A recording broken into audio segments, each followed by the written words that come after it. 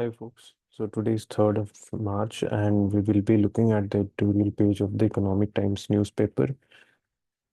So there is not much article about economics. So we'll just go through one of the article which is related to international affairs. And this is one of them. So let's see. How to lose friends and kill prospects. Zelensky Vance Trump at the White House was a case study of don'ts in diplomacy. So call it a nightmare on 1600 Pennsylvania Avenue. The White House became the fight house on live television last Friday with clashing egos and crashing expectations. Diplomatic debris reached every corner of Europe, triggering emergency protocols. Trump's smackdown of Volodymyr Zelensky as an ungrateful, demanding, and clueless visitor was stunning, as it was unprecedented. Never has a foreign leader been so berated by a US president in public. The third degree, if it must be used, is administered behind closed doors, especially among friends and allies. Democrats are enraged. They say Trump has embarrassed America on the world stage and emboldened Vladimir Putin by humiliating Zelensky. While the Dems have always accused Trump of multiple sins and calumnies, his attempt to end the war has rattled them. They made no serious effort to do the same under Joe Biden.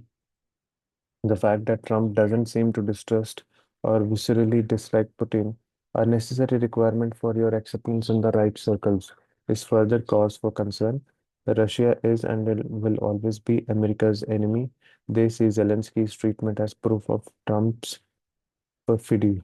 Remarkable as it is, the DC establishment is unmoved by Trump's efforts to make peace. Steamed members are happy to fight to the last. Ukrainian cheer from a distance and talk about principles and democracy. It doesn't matter if the American taxpayer no longer wants to foot the bill. They're sticking to the script down to the last talking point dutifully delivered to your email. Problem is Zelensky is unlikely to recover from the coup de grace. Calls for his resignation from Trump. Whisperers began almost as soon as Ukraine's wartime president was unceremoniously shown the door. He left empty-handed with no lunch, no deal, no security guarantees, and no goodbyes at the door. Although fellow European leaders promptly came out in support of the battered president, the question is what can or will they do in concrete terms without US backing? Short answer, not much, and they know that. That's why Emmanuel Macron and Kate Starmer had come calling earlier in the week. They had laid the groundwork, played nice, and urged continued support for Ukraine and NATO.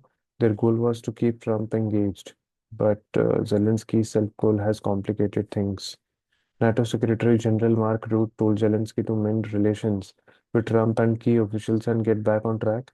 Can he? Is he $1 million question? A bigger one is what was the Ukrainian president thinking when he decided that confrontation was the better part of valor, despite all the advice from congressional Republicans to play it cool? He talked over the US president, questioned Veep, J.D. Vance's bona fides, proceed to deliver a history lesson, and warned his host that the war could come to him one day. It was an excruciating exercise in the don'ts of diplomacy, especially in Trump's world. Did he make mistake Trump for Joe Biden, who incidentally also grumbled about Zelensky's attitude and his sense of entitlement, but didn't threaten abandonment as Trump did? Did Vance ambush the visitor to make mark his presence as Trump's brawler in chief, as Dems have suggested? Not really. An objective viewing of the full 50-minute episode with no pre-existing biases doesn't show a planned attack. Instead, it shows a build of Zelensky's frustration. Besides, why would Vance deliberately jeopardize the very deal Trump wanted to sign? Everything went rather well in the first 40 minutes. Trump welcomed Zelensky with warm words, joked about his attire, praised the bravery of Ukrainians, articulated support for NATO, talked up the mineral rights deal as a security guarantee, and even seemed amenable to the idea of a peacekeeping force. The atmospherics were fine, given recent jibes by both sides. Then came Zelensky's intervention, wrapped in an attempt to educate his interlocutors on the chronology of Putin's scenes. He questioned Vance's right to speak on Ukraine's plight because the VP hasn't visited the country. It was a match that lit the fire. Trump was triggered and there was no coming back. Things fell apart. The transatlantic alliance lies fractured in the aftermath. France, Germany, and others are talking seriously about taking more responsibility for European security. An Atmanirbhar Europe would be a good idea. But how? It will take years to establish a credible military capability or deterrence independent of the US. The European Union's combined defense budget last year was $457 billion compared to $968 billion for the US. Russia had a larger budget at $462 billion when adjusted for purchasing power parity. So just do the math. So that is all. I mean, basically, what they are trying to say in this article is that there was a conversation between Putin, there was a conversation between Zelensky and the Trump, and there was some heated conversations which took almost at the end of the meeting, and because of that, both Zelensky and Trump are facing conflicts from their own country and from the larger nation also.